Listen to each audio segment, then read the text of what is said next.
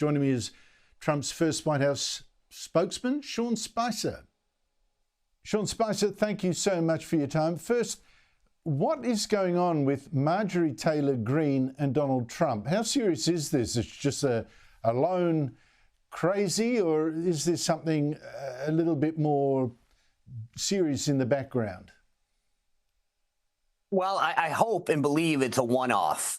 She was on my show, I don't know, 48 hours before this whole thing broke out, and she remains a loyal supporter of Donald Trump, but she was very clear that she wanted to be on the side of the victims of Jeffrey Epstein. When you look at the number of people who've been loyal to Donald Trump since the beginning, Marjorie is probably at the top of that list. I understand that this is a big issue for him and for the White House, at least it was. But Marjorie has been unwavering in her support for Trump and for the America First agenda. So I'm hoping that things can get back on track between the two of them, and that, he will recognize that in the long run, especially with a super slim majority, Andrew, and that's the thing, with a very, very slim majority in the House of Representatives, there's not a lot of room for error right now in the vote counting. And we need to make sure that Marjorie stays committed to the America First agenda and policies, which I think she is, and she continues to be a supporter of him. But obviously this kind of thing, having the President of the United States lash out at you, really has an effect. You could see some of the posts that she's made about the concern she has for her own personal security. So I think at this point, it's helpful if we remind both of them that we're on the same team and get back on track. Well, since the president called her a traitor, I'm not quite sure he thinks they're on the same team. And I don't know if it was meant that way, but she implied to me that Trump was somehow implicated in these Epstein files, these secret files that Trump had said before, oh no, we will release them. Then he said we shouldn't release them. And now he's just said they will be released. What is the story there? What's been the holdup? This is an issue that truly confounds me. So I had on my show Alan Dershowitz.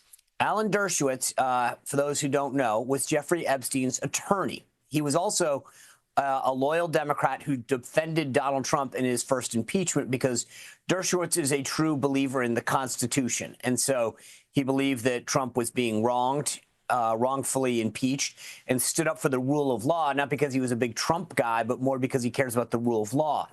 So I say all that because Alan Dershowitz has extremely strong bona fides when it comes to this particular area. And he has said to me on my show, people can go out and watch it right now on YouTube, when he asked Jeffrey Epstein during the plea part of the Epstein trial, is there anybody that you might have leverage on, that you might have dirt on? And he named Donald Trump specifically, and Epstein said no. Now, Dershowitz's point is to make clear that, look, as an attorney, if you have leverage over somebody, that's during the sentencing phase. This is when you want to kind of ask for some wiggle room. Hey, we know a lot of additional information. We can bargain with that. And Dershowitz said, point blank, Epstein was clear that Trump had nothing. He had no dirt on Trump. And I think everything that we've seen come out from Ghislaine Maxwell to Virginia Giuffre that have all been central to this case, nobody has ever once implicated Donald Trump in anything. So why this confounds me is that, we know from multiple people now that he was not involved in anything nefarious. So if I were him, I would say, let the chips fall where they may. I understand the concern for privacy for some of the victims and some of the people that might have been falsely accused. But considering the level of public interest in this and considering his past statements on this, I think that they should do everything they can to get every piece of information possible into the public domain. Now, this is just one sign of sort of division on the right. The other, as I've mentioned in the intro to this, is Tucker Carlson, Candace Owens, formerly big supporters of Donald Trump, now criticising him, and also themselves going really loopy, platforming neo-Nazis, apologists for Hitler, outright anti-Semitism on the behalf of Candace Owens, kooky conspiracy theories. what effect are they having on the Republican Party, given that Tucker Carlson in particular was so central to some of the election campaign rallies, et cetera, of Donald Trump last year? Look, Tucker in particular is a very large voice in the movement. But I've known Tucker a long time. He beats to his own drum. This is not a guy who really gives a crap about public perception or what other people think of him. He's kind of charted his own path for years. And obviously, there's a lot of consternation because of the size of his voice. And so when he has people on the platform, I think what people had hoped from Tucker was that he might push back on that particular guest a lot more, as he had with other people. He's a tough interviewer. The guy, you know, he does his research. He knows his subjects. And I think where the concern primarily from that one interview is that, you know, he didn't push back more. And then writ large, I think there is a little bit of a divide now that we're seeing on the right with Israel as an issue. And it has traditionally been one of those issues that was sort of 100%, maybe 95.